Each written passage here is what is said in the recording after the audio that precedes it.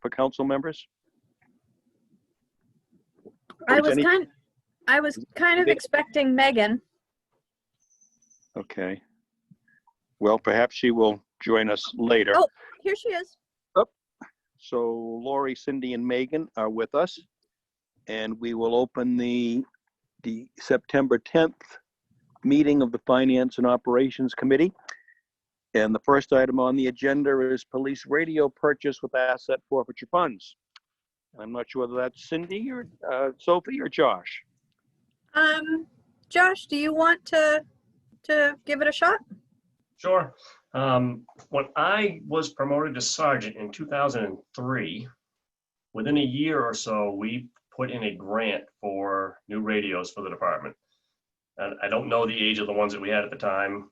So this is 2004 or maybe 2005, and we replaced every radio in the department for cruisers and portable. We are still using those same radios. And historically, we've had kind of connection issues where either the transmissions don't go out or we're not receiving well. And it's gotten worse over the last, I would say 10 years. We're way past the service life of those radios. And with Penobscot County Regional Communication Center just having an approval for their infrastructure upgrade, they gave the bid to Radio Communications of Maine, which is in both Portland and Presque Isle. And because of that, there's a pricing level set for agencies that will purchase radios that will then be compliant with and be able to be used well with that new infrastructure that they're putting in. And that's Radio Communications of Maine. So I was able to get a bid from them, and I actually have a more accurate quote. The thought was we have around $10,000 in our asset forfeiture seizure money. And this is an excellent use of that money. I'm not asking for helmets and batons and riot gear. I can use this on communications equipment, which is kind of essential for us. And I think that we'll see a significant improvement in just our ability to communicate with each other and other agencies and the county. So the quote that I received from them for 17 new portables, the programming that's involved with it, is $10,668.20. And we have a little over 10,000 now in the asset forfeiture account, 10,100, I believe. So I would just take the remainder, the difference out of our operational budget. And we'd have enough to supply everybody with a new portable and 2 spares, which is typically what we have in our inventory. Any questions at all? Tom, you're on mute, but it sounds like a really good idea to me. Yeah. Any other comments from council members on this? Okay. Okay.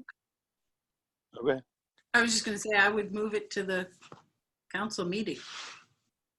That would be great. We do also receive a significant discount per portable if we put in the order before the end of the month. $70 discount. $70 discount per portable. Any further questions? I assume that nobody is opposed to moving this to the council meeting. Then let's do it. Oh, I have a question. Yes. So what do you do with the radios that you're not using anymore?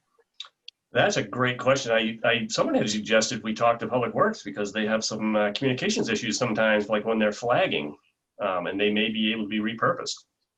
And there's no reason why we wouldn't be able to do that. Thank you. Good. We all set? Then we'll see this on the agenda for our next regular council meeting. Thank you very much. That was real clear.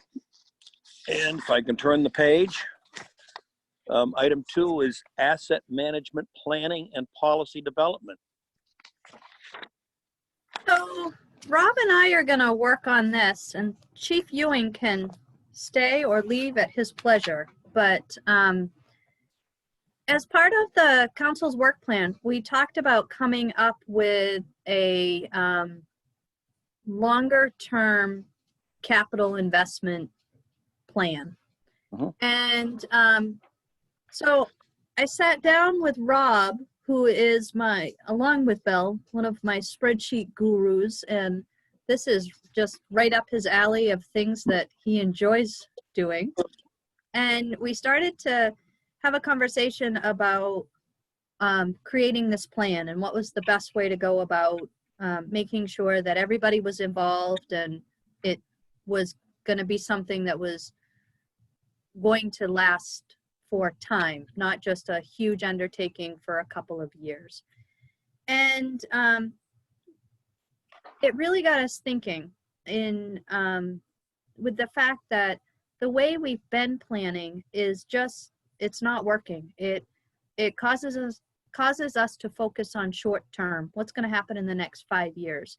And we're not really thinking about the true costs of running the town, that we always have big expenditures that are going to come up. We know we're going to have a fire truck that's going to need to be replaced. We know we're going to need to pave streets and put roofs on buildings and fix sprinkler systems. And we've just had a lot of things come at us, and it's put us in a very reactive mode as opposed to a proactive mode.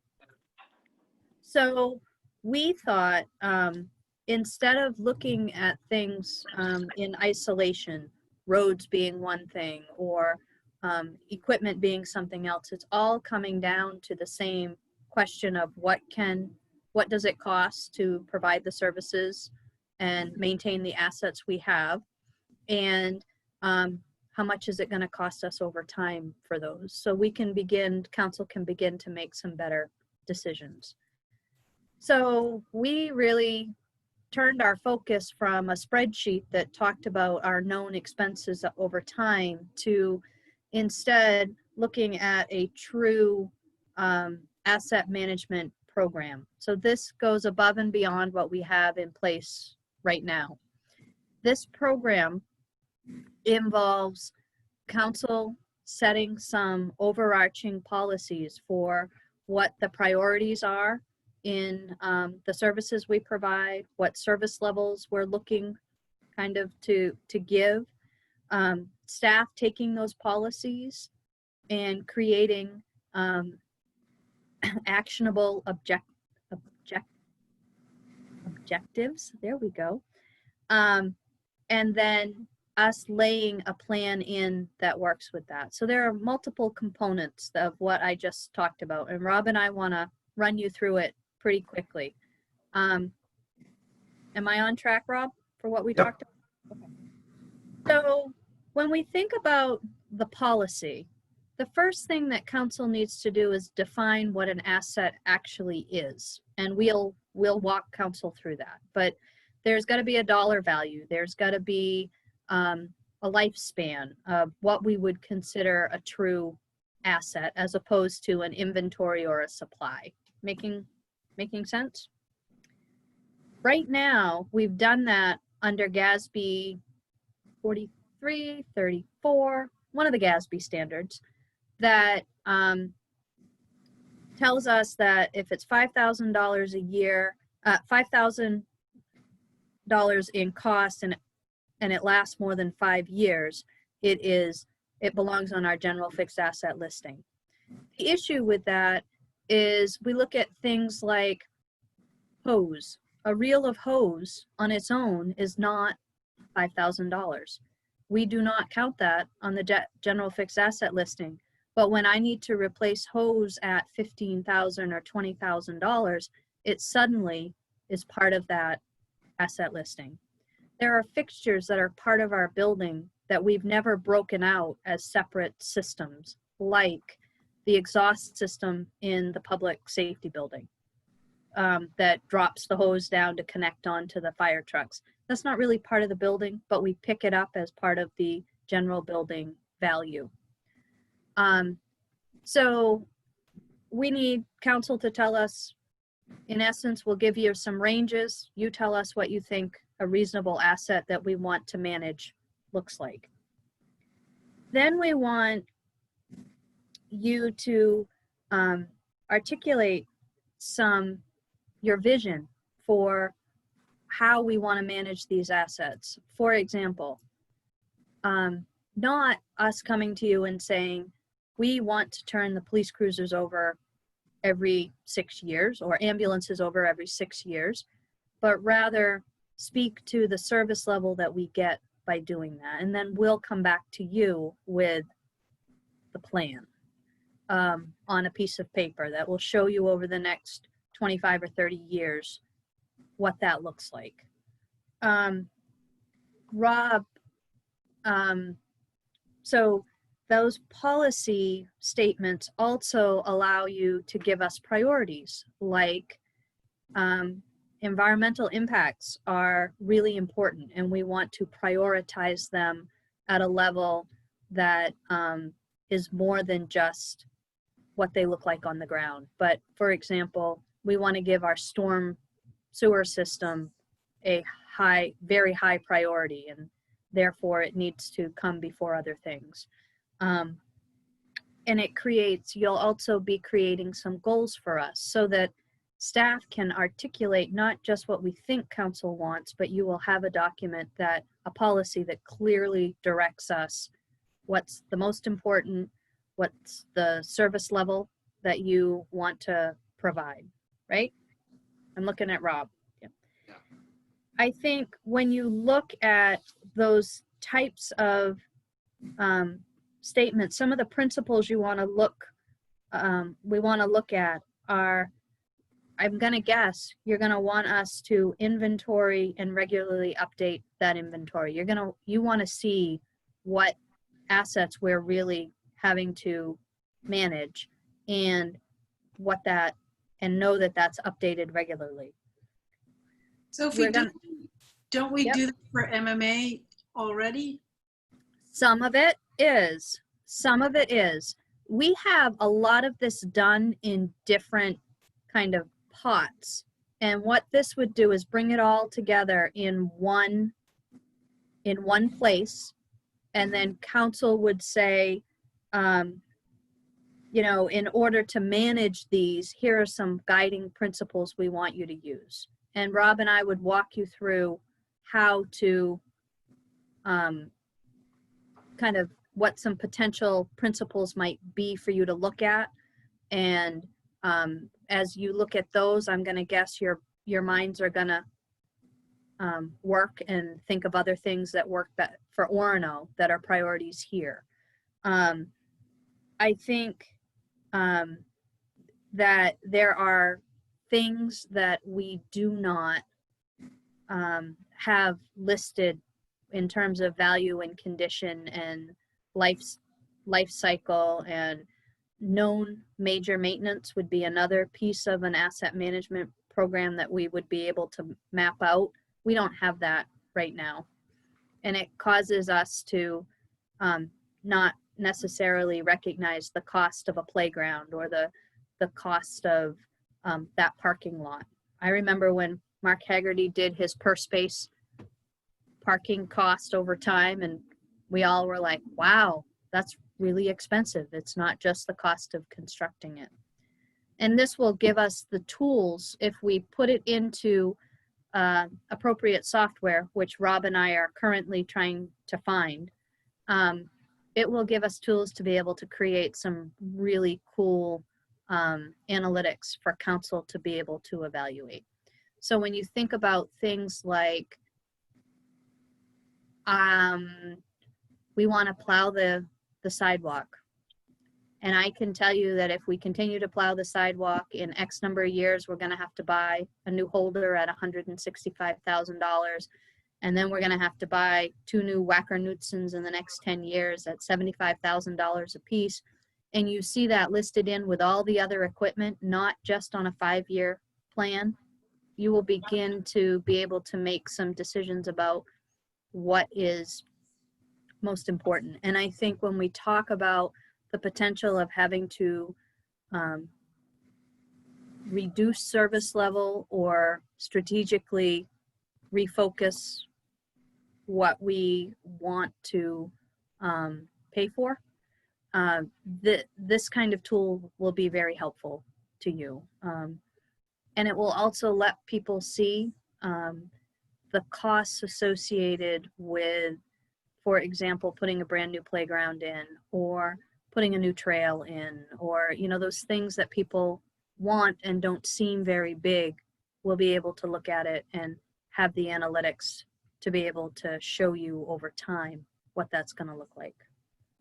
So when those policies have to come from council, though, Rob and I can give you ideas, and we can try to help facilitate a conversation, but ultimately those policies are what are going to guide the whole planning process and help staff make decisions and understand what recommendations to bring back to you later on.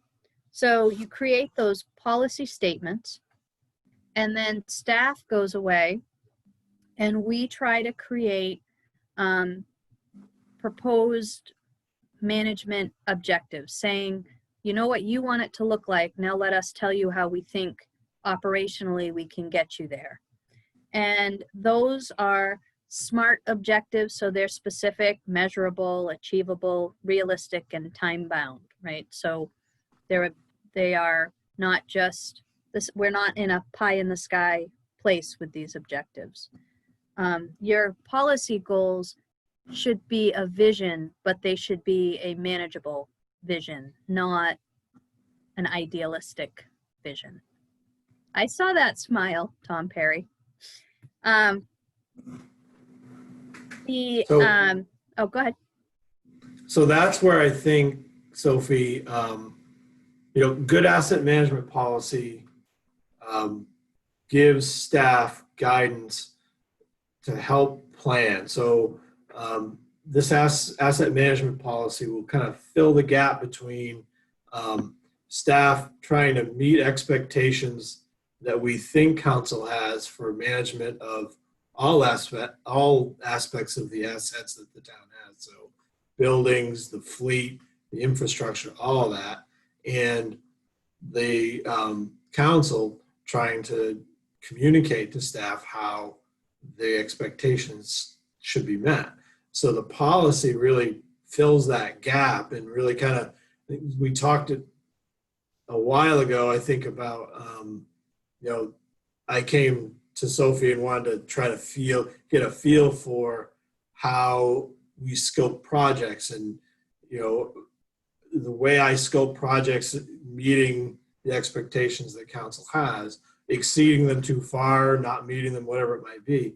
And this asset management policy will answer those questions for us so that we can make better decisions at the staff level moving forward. And we're all on the same page so that we don't put too many resources in one area where we could have put them in another and meet that common goal. So like Sophie was talking about, the policy statement's going to be, you know, to me, good asset management is know what you have, so have a good inventory, understand its condition and its lifespan, so know what condition that inventory is in as a whole. Then how you want to take care of it. So you're going to give us service level recommendations for how we handle and maintain assets in general. And then also that will help us better understand lifespan. So that's when the asset management policy becomes a planning tool, so that council can start to understand where in the next 20 years something big or small fits into that plan.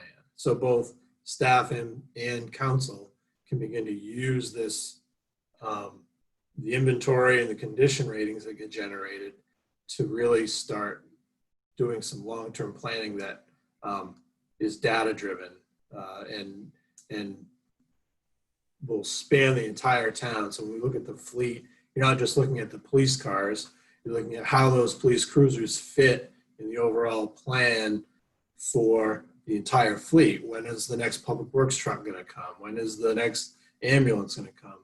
And gives you a little bit more of a global view of management of the entire inventory the town has, which is substantial.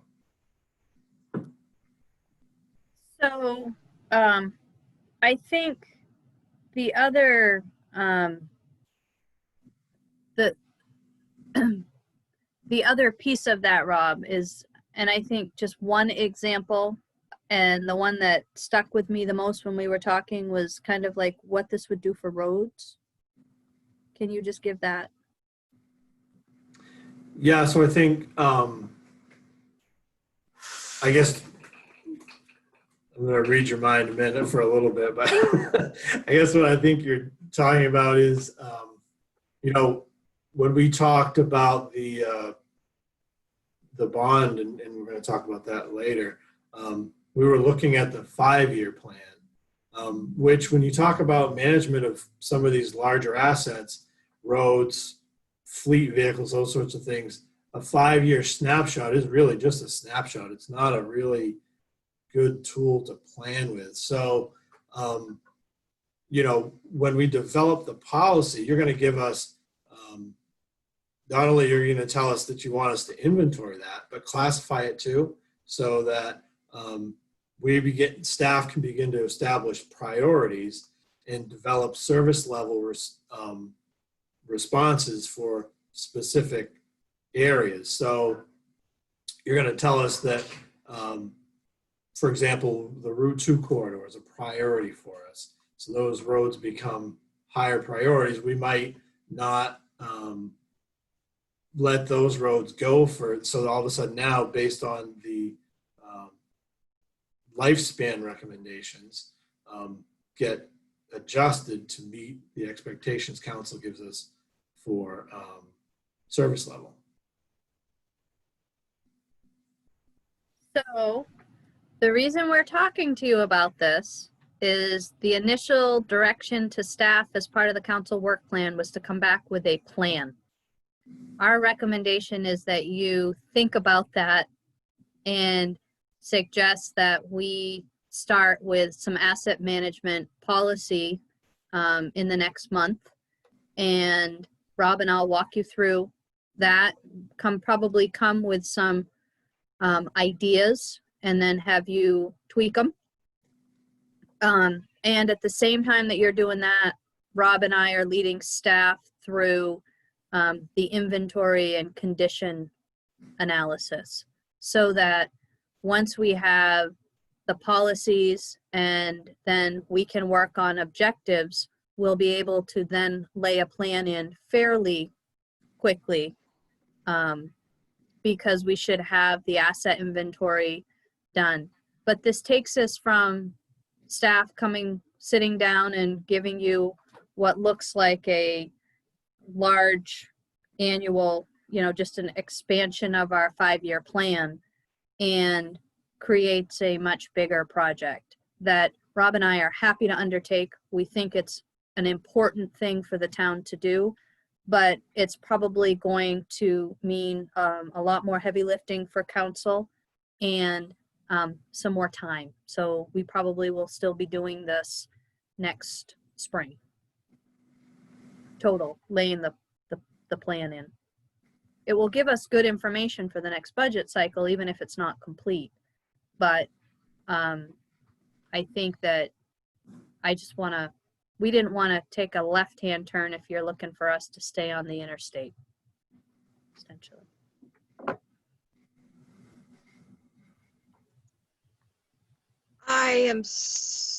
Somehow I didn't catch all of that. So I did catch that we asked you to inform us, and you're informing us that there's more work for us to do on how to guide you.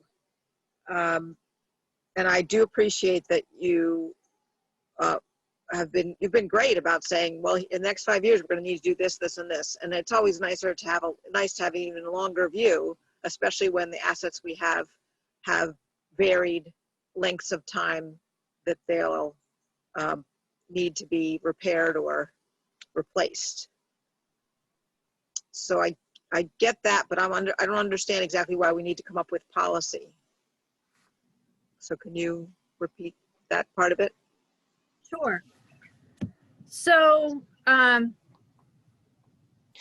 if you look at the idea that we're just going to throw all of our equipment and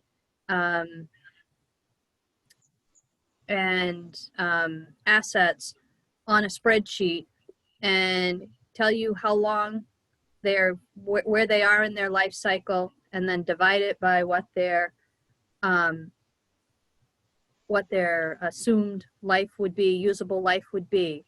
That gives everything the exact same priority. And it doesn't speak at all to what is more important for council, how council wants us to, for example, how council wants us to manage those assets. How is sustainability more important than, or is environmental sensitivity more important than financial cost? Are we going to let roads crumble until they are full of holes that then tell us that it's time to go back and pave them? Or do we want to make sure that we are getting to certain roads in a much quicker turnaround, which changes the life cycle, which changes where they would sit on the plan? Do we want to look at how, if we're looking to potentially save money long-term, what are the highest priorities versus the lesser priorities? Are we looking to make sure that we can maintain our existing assets before we add new assets? Are we, is our plan to put all this stuff on a map, on a chart, divide it out, come up with a number that tells us this is how much money we have to spend every year in the capital plan? Or are we going to say, this is our general goal and we're going to prioritize what fits in that, and this is how we want to kind of work forward? Do we have a sense of, from my perspective as your finance person, is there a sense of how much debt council wants to carry to maintain the assets? All of these are tools that staff could use to bring things to council. And quite honestly, if you had the plan in place and policies that went to that plan, the expenditures on council would be less apt to take wide swings, because it wouldn't be about a change of a single staff person or a change of a couple counselors that made a big change. You'd have to go in and change the policy for how we're looking at things. Have I answered your question?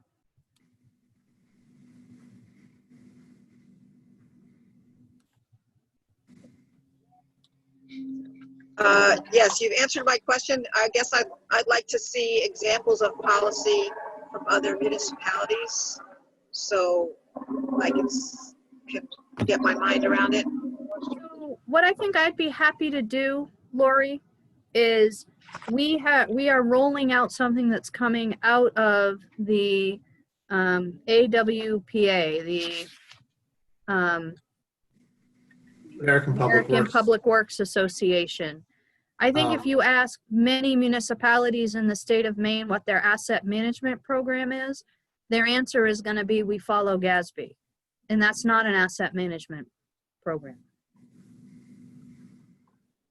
Yeah, I think what we're thinking about striking off into is a little bit unique at the municipal level. You see it quite a bit in the corporate world, but this is I think would be a relatively unique endeavor, but I think something very valuable. The policy establishment, so an example of a policy statement would be, we would like staff to conduct an inventory, maintain that inventory moving forward. So then from that statement, we would then understand and generate some objectives and a plan on how to meet that policy statement goal.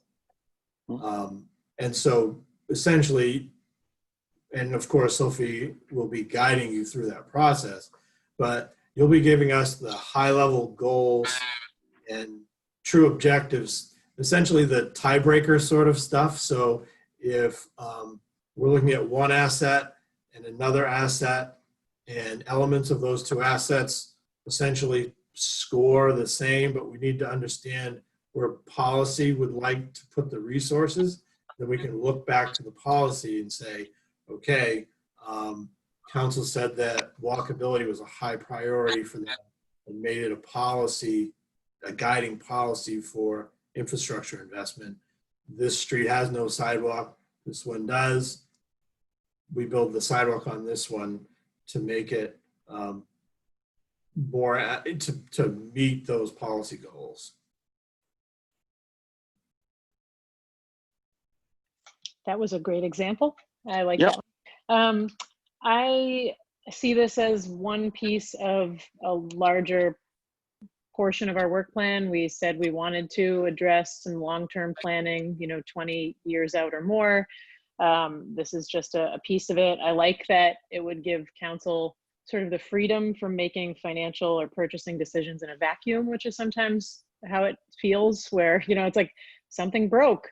Here's something we maybe need to buy. And then we're not thinking of it in context. We're thinking of it as an isolated purchase. And that is sometimes a bit challenging. So I think it would be helpful for council as well to have an overarching policy like this, to be able to balance these things when they come up.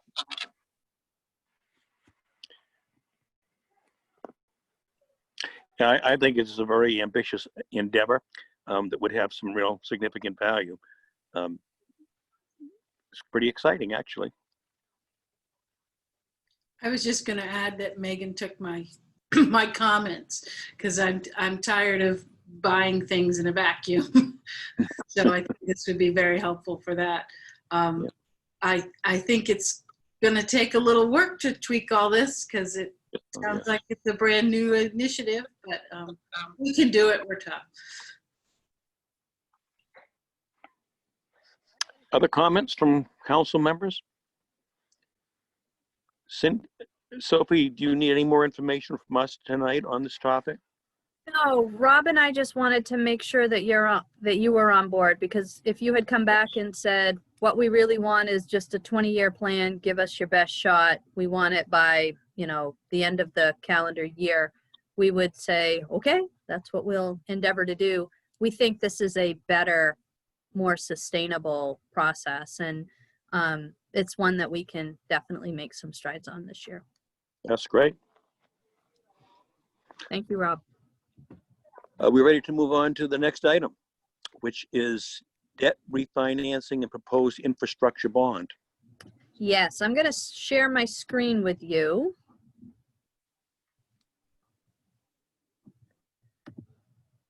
No.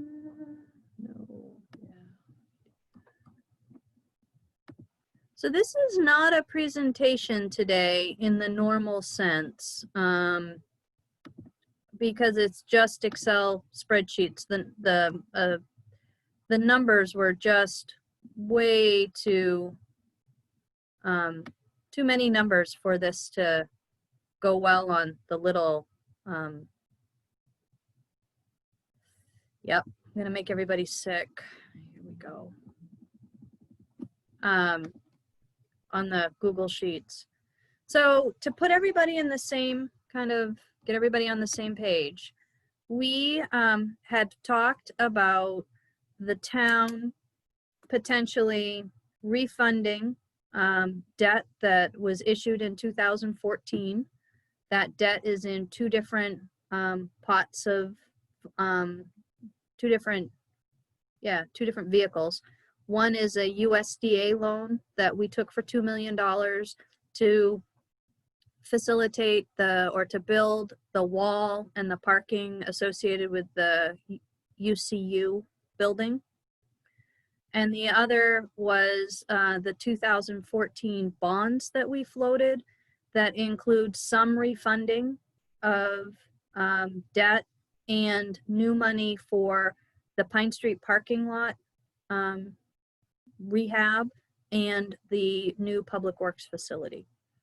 So we're running in, I wish this was a straightforward, because straightforward is always easier to explain, but this debt has pockets of tax exempt callable bonds and tax exempt non-callable bonds.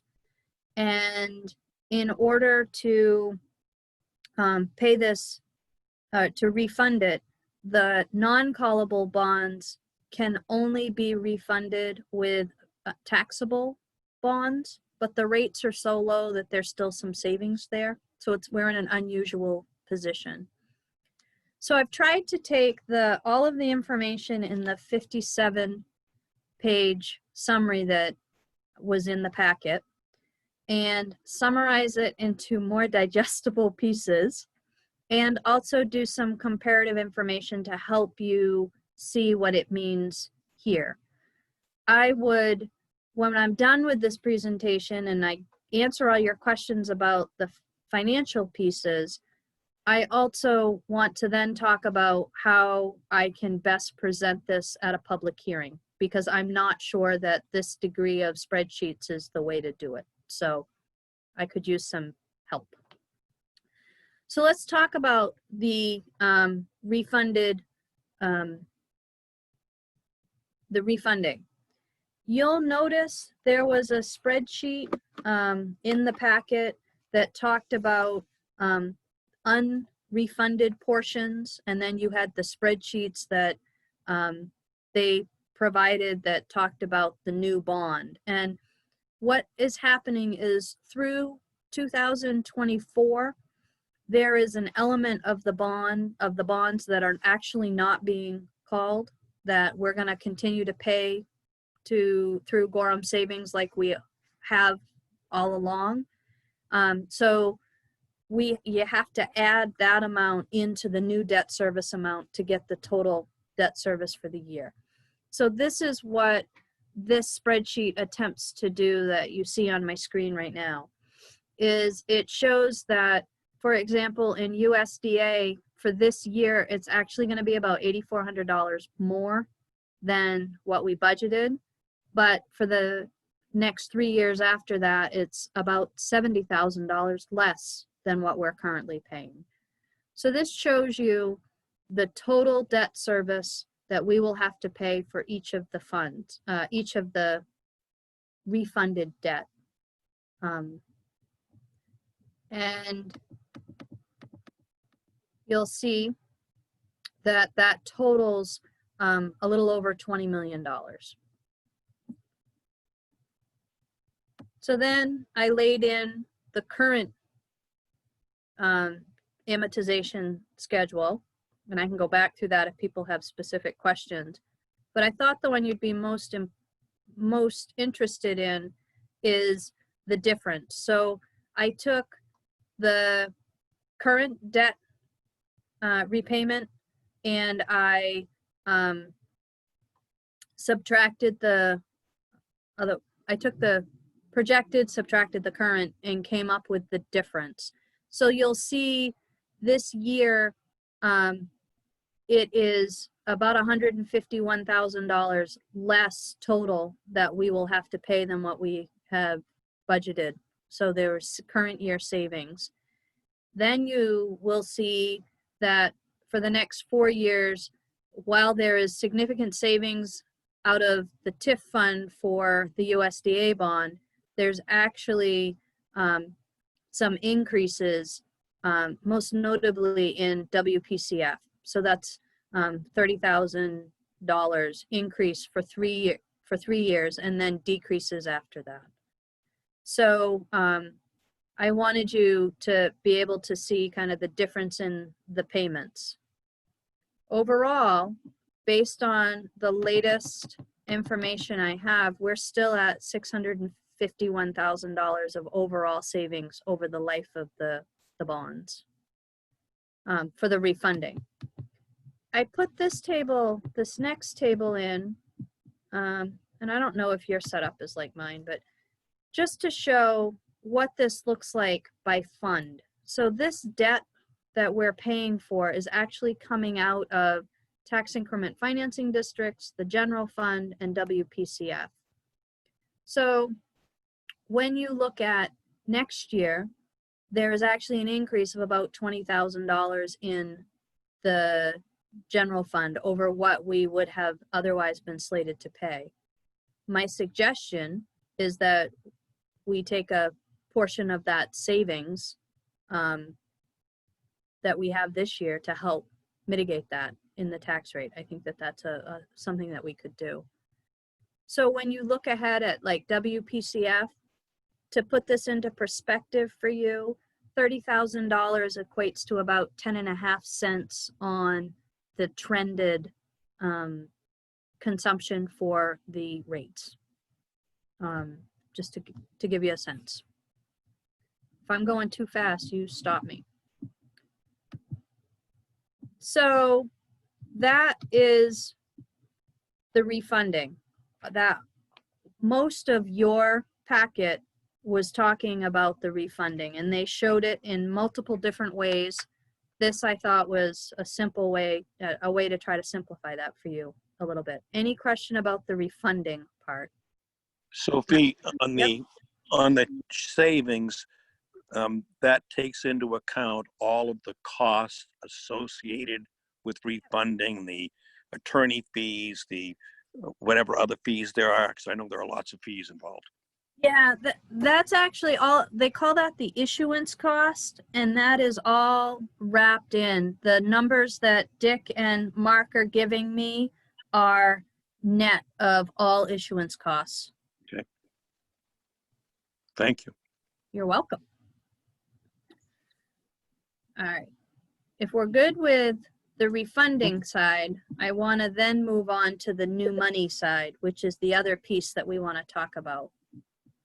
So we talked briefly with you the last time we were together about, I think it was a council workshop, about a proposal to borrow $2 million for public works infrastructure. And I want to just quickly remind you of kind of where we were. We provided you at that point with the approved capital plan, which increases about $1.19 million next year, which I think we all agreed was not our preferred method. That in terms of this year's mill rate, that's an increase of about $1.73, just to kind of put that into perspective. The whoops, let me come down here. What we noticed when we put that together was that there were significant projects that were causing us to, that we were having a really hard time funding. And just, you know, we've all been part of North Main Avenue. I think we're on year 5 or 6 of trying to save money for that. The Main Street Sidewalk project, the Route 2 culvert, and we had a couple of other big projects. So what Rob and I took away from our budget conversations was that clearly an increase of $1.2 million in infrastructure, capital infrastructure investment that's drawing on the tax base is not something that council really wanted to look at doing. So then we came back and said, what's a reasonable draw? 415,000 is simply not enough to complete the work that needs to be done. So then we looked at, if we just took our current projects, we didn't borrow any money, and we laid that in on a plan with reduced spending, what does that look like?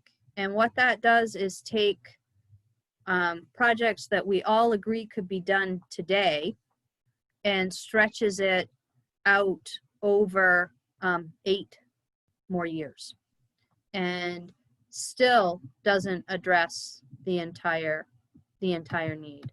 So when we met last, council expressed that that probably was not a reasonable or feasible position to be in.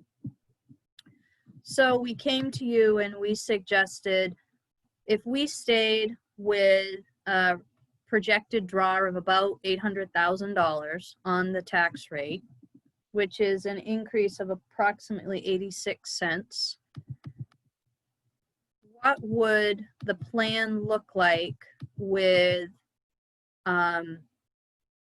us taking about $2 million out and using it for major projects? And what we see is that we can get to some long-awaited projects. All of them, I think, with the exception of some maintenance pavement projects, could probably be done today, but it really helps us get away from the logjam we've been in trying to fund for some of these major rehab projects. So the major rehab projects that Rob and I have been talking to you about are about, we just got updated scopes, so the price has gone up.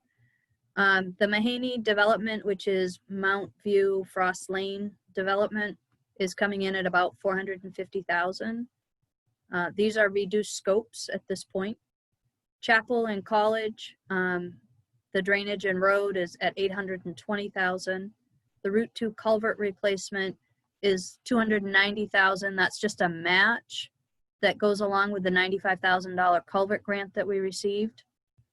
Margin Street drainage, we've got a pretty major issue on the hill. As you go down Margin Street, if you look up on the ledge, the hill, you will see these gabions, and they freeze and the water just kind of flows over them.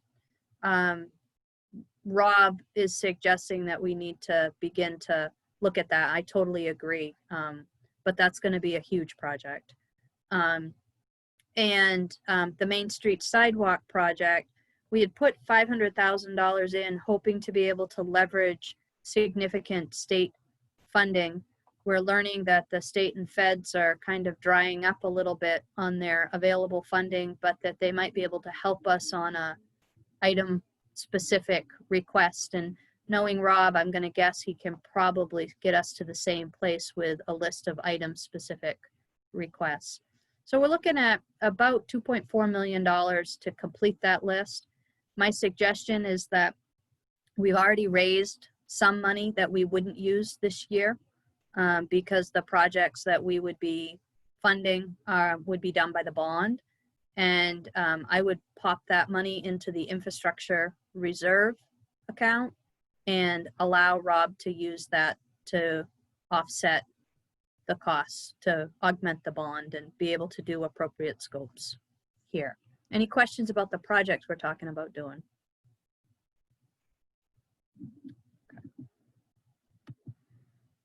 So, whoops, I went too far.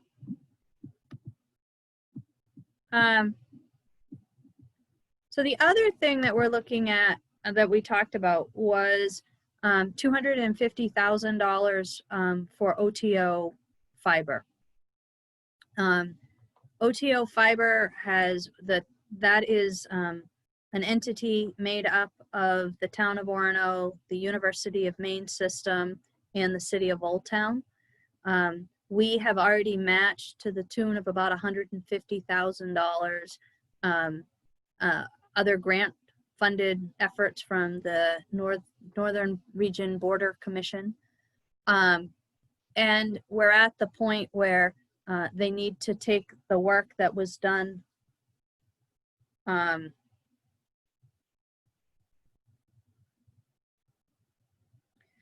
we need to take the work that was done and move it from the line to drop so that people can actually begin to access the fiber. So as this pool of funding is a lot better in terms of rate and terms than a revenue bond would be, and it's going to hit our financials in essentially the same way. The suggestion was made that we go ahead and borrow $250,000 and give it to OTO Fiber for this fiber installation in Orono, and that as part of that, we have an agreement that they will pay us back. So people were asking, you know, how do you come up with that revenue? And what Bell has done is look at what other entities are getting for take rates. I think she's pretty conservative and under what many get, or what many are seeing. And she is showing you the general, the expected revenue that would come back to OTO Fiber. She's built in a little bit of an inflation rate for that. And she's got listed what the annual revenue is. So one of the issues with this is that our bond amortization schedule starts out at the highest level and goes down by $300 a year every year. OTO Fiber revenue is going to, let me just get this smaller, sorry.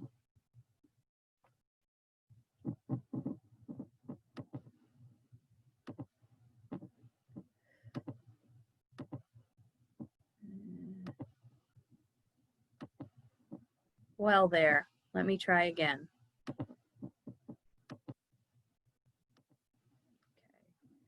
What this is showing you is the orange is OTO, the bottom section is the annual debt. The silver section are the operating expenses. The yellow line is the cumulative net, and the blue line is their revenue. So what you see is it's going to take them a few years to make a profit to be able to pay the debt back. But over time, they should be able to manage that debt for us. So the proposal is that we would fund the fiber drops, OTO would pay us back over time. What I had suggested to Bell is a flipping of the amortization schedule. So we would start with the lowest payments and kind of flip it, and that it would start in the payback would start in year 3 when they have adequate revenue. So, whoops, sorry. So that looks like I've run the numbers for the debt. There we go. As if we're just looking at the expense and not the asset on the other side of the promissory note with OTO Fiber. So this would be a worst case scenario. This is what it would cost us if we didn't get paid back. And what you see is an increase of, well, let me getting ahead of myself. So what you see is that in the first year, this year, there's a $10,000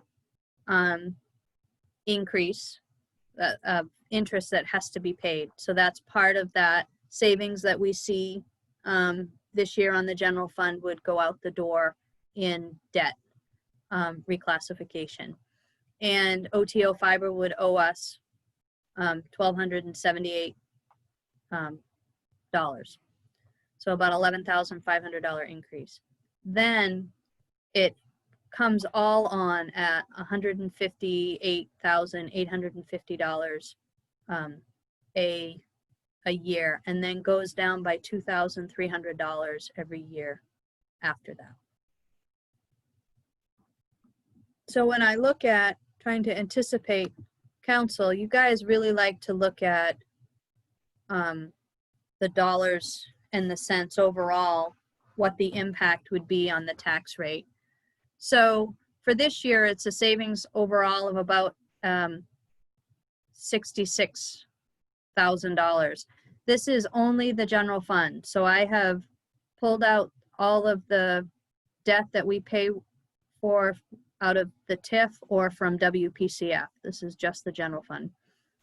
And then I also wanted to show you the decrease in existing debt. So we have debt coming off. So what you have is the increase coming on essentially in 2022, FY 2022. And you see the public works infrastructure, OTO fiber payments. There is a 1-year hit of $20,000 to the general fund in the refunding. And then you'll see we also have a decrease of about $30,000 with debt that's retiring. So an aggregate increase of $148,876.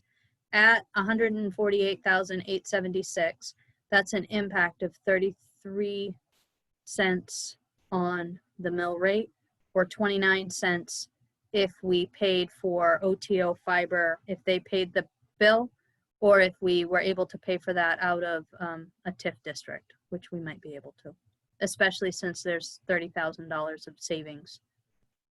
I'm sorry, $70,000 of savings out of that same TIF.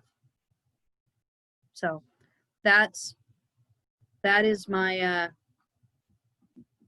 those are the numbers. I'm gonna stop sharing and allow you to chat. Questions or comments from council members?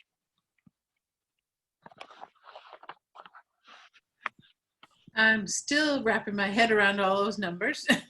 Yeah. But I guess for the public hearing, I think I'd really like to discuss how OTO fiber is going to assist taxpayers. I know we're doing the last mile, but does that, so my understanding is that's down Main Street, and then everybody's gonna take lines off of that. And if you don't want to talk about it at this point, that's fine, but. Bella's here and prepared. So borrowing the $250,000 allows us to get drops on every single property that goes down Kelly Road, down Main Street, down Bennick Road to Noise. And then there's some additional funding over and above the cost of those drops. And that will allow us to expand our network into another neighborhood, whether we choose the most dense neighborhood, which is Forest, Noise, and Mahaney. That, again, Mahaney is the Mountain View and Frost. Or if we go to kind of downtown and Tough End, that would actually, you'd get more businesses, but it's also far less dense and more expensive infrastructure to install. But that money gets you not only the construction, but also the drops, so people can actually connect and get the ultra fast service that I think everybody kind of needs these days. Bill, has been any thought about the additional construction going into the Saylor development? So we actually have lines or poles that are licensed that are in Noise and Forest, and all the make ready has already been done. We looked at the Saylor development when we were first looking at our different pilot project areas. We didn't have as much interest from that, from those neighborhoods as we did from the other neighborhoods when we did our surveys. So having the make ready done and the poles already licensed puts us, like about 12 to 18 months ahead of the process for what it would be in sailor development. The hope, of course, is that this is a pilot project, and by adding a little bit of extra money, you make that pilot project a little bit bigger and more attractive to ISPs, to internet service providers, to come in and provide service on the network. And then at that point, you have a better chance of being able to make an argument about whether you do a revenue bond or how you fund additional construction out into the neighborhoods, particularly because you expect that you'll have, you know, kind of demand-driven expansion at that point. Thank you. So it's not just a lot of numbers, it's also a lot of terminology for both the bond issues and for OTO. So I think that for the presentation, you know, people really just like to understand what things are going to look and feel like on the ground. And I think that one of the things that was tremendously helpful when we were initially kind of talking about, you know, the public works aspect of the bond situation was to see the examples of different roads. I mean, again, it was a big spreadsheet of different projects and, you know, going out, but being able to pick out a couple of examples from that and say, well, you know, here are the ways in which doing this could benefit us, as opposed to doing nothing, or as opposed to not trying to fund these projects, but keep the schedule. So those kinds of, you know, picking out a few of those kinds of examples, I think would really make it feel real to the public. And a lot of the terminology can be really distancing, I think, for people. I mean, I'm making sure that I keep up on these things being on the finance committee, but it's still a struggle for me. I don't have any background in finance or anything. So even just the what's considered common language in finance can be a little bit mystifying for a lot of folks out there. And the same thing with the OTO fiber. I think people really want to understand like how making these moves forward at a faster pace, like how is this going to improve my life, or how is this going to impact my taxes? And then the terminology of, you know, the make ready, the drops. Like I've become used to this language over the last couple of years, but I know for a lot of people, they're like, what is OTO fiber? Like, what are drops? What is going on? I don't understand this. So, yeah. So I guess one question I have is, when I really struggled even figuring out how to synthesize the 58 pages to get to this point. But when it's with council, I know you're going to care about this fund versus that fund versus another fund. And you're also going to care about the difference between today and 20 years from today. I don't know if it's enough for us to kind of summarize even to a higher degree of, this is the savings over the next X number of years. This is the potential impact on average to the tax rate. This is, I mean, the tax rate's only going to really be hit once on the new money, and that's the first year. But my intuition is telling me that I should get it down to a point where it can be on a Google slide and make sense, as opposed to columns of money or columns of numbers. So I'm kind of thinking that it might make sense to print out those spreadsheets so council has the information in your background, but to go ahead on Monday night and really focus it down and simplify it. Another cut at simplifying it. Yeah, because I think that the public is going to be most concerned with, you know, what are we getting for our money / efforts as a town? How does this improve our current situation? And being able to see those real life examples was really helpful for me, and I think it would be really helpful for the public as well. I think how does it improve our situation, and what is the cost on my tax bill for it? I also thought your and Rob's explanation that these projects are kind of bottlenecking the movement forward on the capital plan, and that you're not bonding for just in maintenance, that these are really very important projects, but you can't get to the next step because everybody always wants their road to be next. So, you know, if we can explain that their road will get there sooner if we get rid of these big projects. So. Good point. You guys are generally supportive of the $2 million new money and for Public Works and the 250 for OTO fiber. I'm very supportive of the Public Works. I'm a little shaky on the 250,000 fiber. The thought of paying that bond through TIF, I would love to see explored further. Happy to do that. I am excited that we would move our OTO fiber project forward, and I'd like to see it funded. I think Tom's idea of seeing how if we could fund it another way is a good one.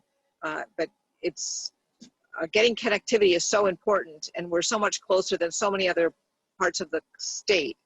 And I think that's when people move to Orono, these are some of the things that they're looking for. The assumption being that because there are some parts of Orono that are well connected, that we would all be well connected. Yep. And so I really support the OTO part of it. Other comments or questions from council members? Sophie, do you have what you need from us? I do. Thank you. Yep. Thank you. So we could move on to financial reports for July and August. So I put the reports in the background packets, and if we started with expense, we are tracking pretty much as expected on expenditures right now.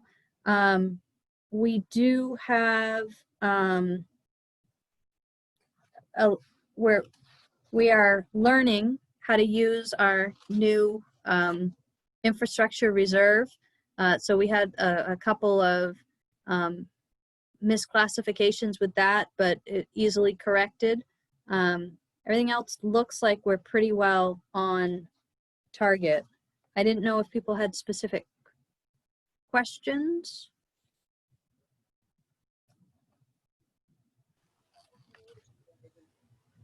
You're muted.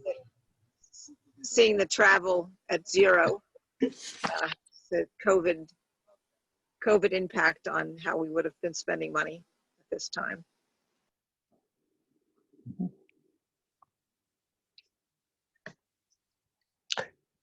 Any other questions on the material? You don't see any red flags in this report in terms of expenses, Sophie? No, I don't. I think in terms of this report, we're in good shape. I do think we're going to have a problem when we get our new workers' comp rate, which will come out for January 1st. Our experience rating went from 0.67, which is pretty well unheard of, to 1.08. We have, Bell and I ran through the numbers, and the issue is that the rating is based on a 3-year average, a rolling 3-year average, and we're dropping off $7,000 year and adding a $90,000 year. That $90,000 year is, we had 3 really big claims. So when we do our evaluation, I don't think that we are having an issue of not acting safely or any kind of a internal issue like that. We're still doing the accident investigations, and we're not seeing lack of adherence to the policy. But when somebody is doing their job and slips on a piece of ice in icy conditions, which is their job to be out there, and breaks their leg, it costs money. So my concern is moving forward, that premium year is January 1 to December 31. So we'll get our new rating for that, our new premium for that sometime probably in October or November. And I expect it will go up substantially. And we hadn't expected that. So that's my only expense, kind of not sure where we'll be with that. Oh, you're still muted, Tom. We talked with our fire chief at a recent meeting about the overtime situation and decided to move forward in making an early hire. How is that progressing? Have we advertised? Are we in the process? So we actually went ahead and advertised for the anticipated vacancies coming up in May as well, because you run a list for the fire department. There's a lot of testing, and we were very fortunate. We had an individual from another community that we work closely with, that we know very well, who decided he really wanted to come be part of the Orono team. Wow. So he is coming with a lot of knowledge about Orono, having trained with us, and he accepted yesterday. He accepted the job. So we were happy to be able to pull him out of the process, since he has all the credentials and we know him. We completed the background and physicals that we require, and he passed everything with flying colors, and very excited to welcome him to the team. Yep. It is public. It's because he's accepted the final offer. Sam Wiseman is coming to us from Old Town Fire Department, so we're quite excited to be welcoming him. No, that's good news.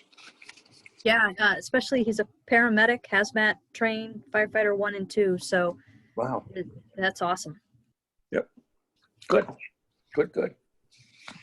Any other questions or comments on the financial report, the expense side? Want to move on to the revenue? Yeah, so when you look at the revenue report, I want to just remind you, we committed taxes at the last week of August, and I have not done the budget adjustment to account for the property tax and the personal and real estate tax actual commitment. So that looks really wonky, because when I put the budget in, I have to estimate total taxes, and we don't have any overlay listed in the budget. And then once I commit, I break that out between real estate and personal property so that you can track that. But I also go back and correct all of the exemption revenues and put overlay in. So I haven't had a chance to do that, and I like to take time with that, because it's an easy place to mess up. So I think in general, we look pretty good. Motor vehicle taxes continue to come in. I think a little bit of what we're seeing of that $163,000 is a little bit of holdover from people who didn't come in and register in the last fiscal year. But I expect we'll see that peter out and return to normal. We got news today that our road subsidy, which we had budgeted at $51,100, after being cautioned it was going to be a significant cut. It was about a $4,000 cut, $5,000 cut. It's going to come in a little over 60,000. So we will actually see a little bit more there. Remember that whatever we bring in road subsidy, we have to demonstrate we have spent in capital road improvement. The homestead exemption, and Betty came in just about where we thought it would. So I have just minor tweak there. Remember that for both of those exemption programs, the state breaks its payments to us up. We get one at the beginning of the year, and then they give us another one, and then at the end of next fiscal year, we'll book a receivable because they break it up into 2 fiscal years for their bookkeeping purposes. So it looks a little weird. $655,000 we invoice to the university in August. I have not checked this week. It usually takes a month and a half for us to actually get paid. So I don't want you to think that's actual cash in the door. I haven't confirmed that yet, but I haven't heard any issues. And if I sent a bill that big that they weren't going to pay, I'm going to guess I would hear about it by now. Rental registration, we had all but a handful paid on time, but there were quite a few that are not being rented, that were rented, so we won't bring all that revenue in this year. Building permits, we would expect that to continue. 15,000 was an ambitious number. I'm hoping that we'll see that continue to dribble in the fall. It's nice to see the activity that we have thus far. Ambulance would be the other one I want to bring your attention to. We are way down in ambulance billings. We saw a spike when the students first returned to school, maybe even a couple weeks before that. Not all students either. I don't want to leave you with that impression, but it has slowed down. A lot of calls, but not necessarily the same level of transport. And the collections rate, Connie and I need to look at the collections efforts because I'm not sure the rate is holding where it normally would be. I don't know if you want to add, Connie. You good? Yeah, okay. Those were the big issues on the general fund. I am waiting a little bit to pull the money in from WPCF simply because their billings are way down as we expected they would be. So I want to make sure that they can sustain what they need to before we transfer that money in. I think the other, I have not made the adjustments to the TIF program development fund. It's a function of commitment. I do that at the same time. The area of concern that I would bring your attention to, and it doesn't show up on here, is we had FEMA grants, a Healthy Maine grant, and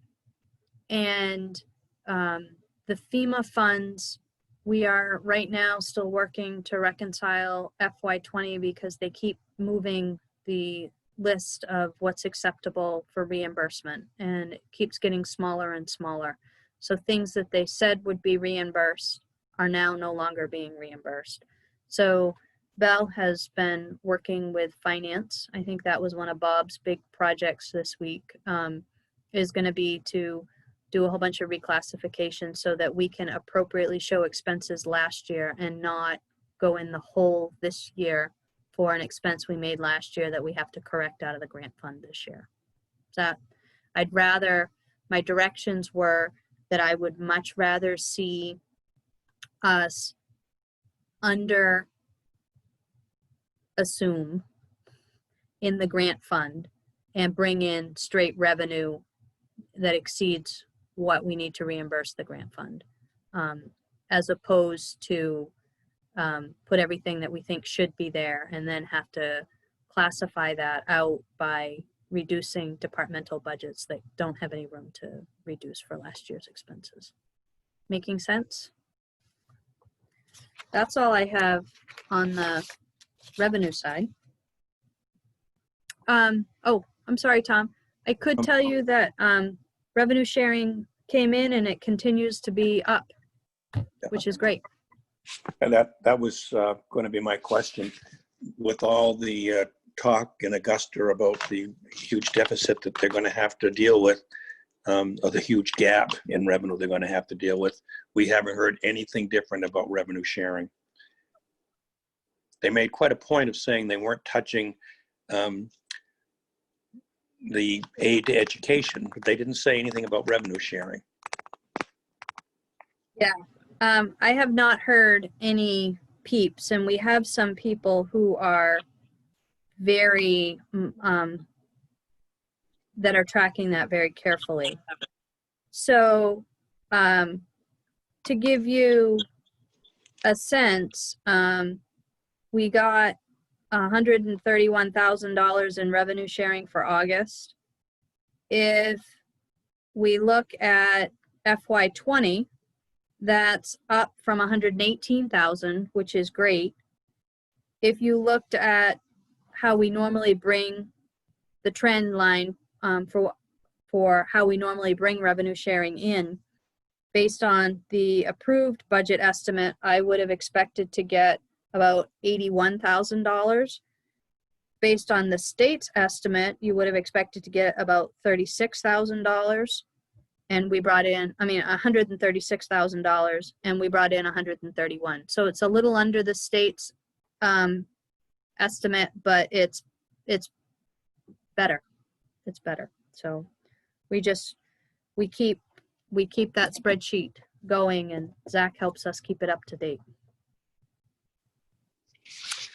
Any other questions on the finances from anybody? If not, we will move on to the brief town manager's update. Oh, all right. So just double check. Everything was fine with the cash report Oh, and I'm the sorry. tax collection report, or do you want to go through those? I was fine with it. Anybody have any questions on it? My wallet's upstairs. Connie, what are you gonna? My favorite ways to have a report right there. I guess I have one question.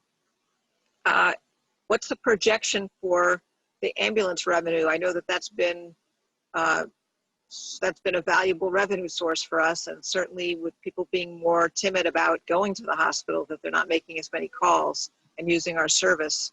What is the long-term? What if it turns out for the next year people don't use our service? Is there something that that we could do to reduce our costs since we're not getting the revenue we used to get from that?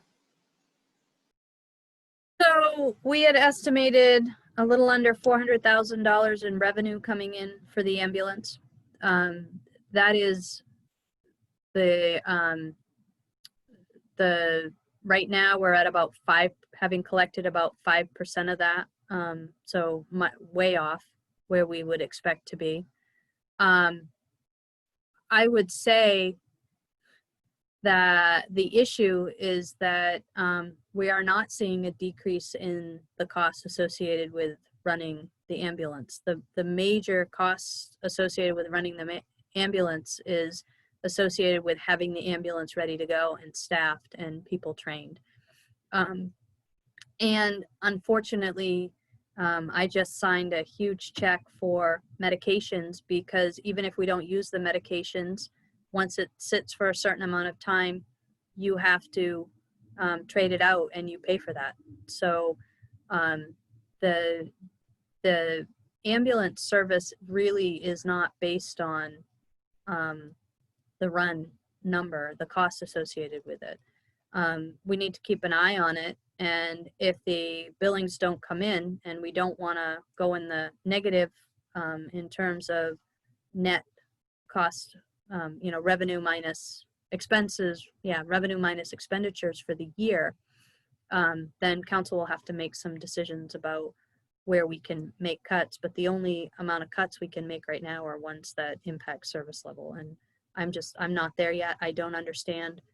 I don't have enough data to be able to understand the long-term trend for this year for the ambulance. So we're staffed so that we could have 2 ambulances be out at the same time right now. Is that true?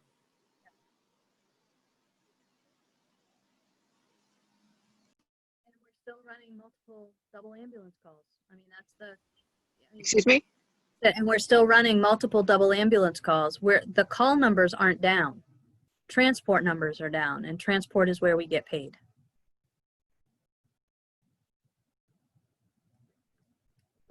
Sophie, are our surrounding communities experiencing the same thing? Old Town, Bangor? From my conversations with the fire chief, it sounds like we are all in a similar boat. We have lots of people that don't really want to go to the hospital. They really don't want to go to a crowd, but they want somebody to take a look at them. Yeah. And help them. So I think once we have a couple more months of billing data and run data, I'll be able to have a better understanding. But for right now, it's not making sense. So is there some way, the HEROES Act it's just stalled at the federal level, but is this the kind of thing that we might contact our federal delegation and let them know that this is an unforeseen cost that we would want to find out if there's any kind of federal support, because we are pleased to be able to provide the services that we provide and wouldn't want to reduce the service provision, but we're losing this revenue that's because of the people not wanting to go to the hospital. I've had that conversation with part of our federal delegation, and my understanding, Lori, is you've had the conversation with Angus King's office about a loss of revenue. So I don't know what else we can do, because the message has come in loud and clear that at this point in time, the idea that states or municipalities need to have revenue losses shored up is not something that this administration supports. We have heard on numerous occasions that this administration supports putting states in a position where they have to declare bankruptcy, states and municipalities. So of all the things they fully understand the crunch, but there is, if anything, the discretionary use of the use of funds that were available to us has dried up.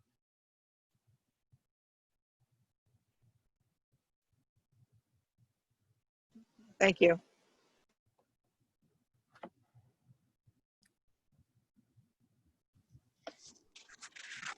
Do you have anything else for us, Sophie? Just a manager's report. If you're ready. Yep. Okay. We already talked about the fact that the tax bills went out. The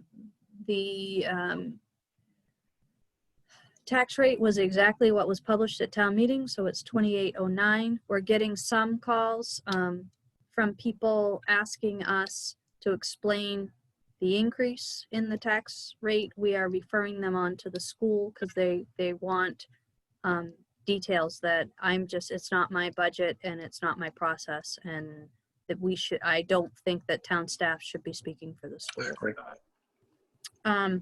One of the problems we ran into in the tax commitment was last year we had a group of homestead exemptions that were removed because they changed the rules on trusts, and it looked like they were in one bucket of trusts as opposed to a different. As a revocable trust, it needed to have some certain language in the trust document. So they were removed. During the course of the year, we worked with people to get the abatements applied and the homestead exemption put back on their account. It was a really difficult process for one particular homeowner who, when we caught it, we sent the information to the state about the property tax relief check, that $104 check that everybody got. And the state didn't see it at first, and then we sent it again, and they did see it, but they missed the run of checks, and then there was a question of whether or not they were going to get the check. And these homeowners were incredibly patient and kind, and we fumbled a little bit there and tried to fix it. And I think at the end of the day, FY20 ended on an okay note for them. However, when we committed FY21 taxes, the homestead exemption did not get saved as a change. So they got a tax bill without a homestead exemption. And as I can completely understand why that would be incredibly frustrating. We had done a spot check and other people had gotten it. And then when it was brought to our attention, Mike went through and pulled everybody to make sure. And unfortunately, they were the only ones that did not receive their homestead. So the day I learned of it, Mike and I reviewed the account, applied an abatement, issued a new tax bill, and went through all of our problem accounts from last year to make sure that there weren't going to be duplicates. And everything is fine now. I feel horrible for the taxpayer that was so patient and kind when we fumbled and then ended up with a bad snap once again at the beginning of the tax year. But I wanted council to understand that the mistakes definitely happened. My staff and I are well aware of them and have put things in place so that it doesn't happen again. The other piece, I just want to remind folks that the town council meeting on Monday is going to be very public hearing focused. We've got the marijuana public hearing and we've got the bond public hearing, and then the sundry of licenses. So Belle has been practicing her nimble fingers to allow people to make public comment. I think between Belle and Cindy, they've got a good plan for Monday night. But just want to make sure everybody remembered that we're talking about marijuana on Monday night. And everybody that lives. Postcard. Huh? We got our postcard, so we're ready. Everybody got a postcard. That's all I have. Well, there. Thank you. Okay. Go right ahead. I forgot. There was an item I wanted to add to the agenda. Since it looks like we are moving forward on the bond and the Mahaney project, there is some survey work that needs to be done there. Rob and I are asking if on Monday night you will authorize us to engage Oliver at a cost not to exceed $20,000 to do the survey work, the prep work for the project, so that when the bond comes in, it will either replenish the infrastructure reserve, and if for some reason you stop the bond process, we would just pay for it out of the infrastructure reserve account. Everybody okay with that? Sounds good. Didn't want you to not know about it before it hit the. Appreciate it. So if that is all for us for tonight, we will ask for a motion to adjourn, and we will see everybody on Monday night at 4:30. I move Adjourn. second. All in favor? Just wave. There you go. Thank you, Sophie. Very much. I appreciate it. Goodbye. Good evening, everyone. Good night.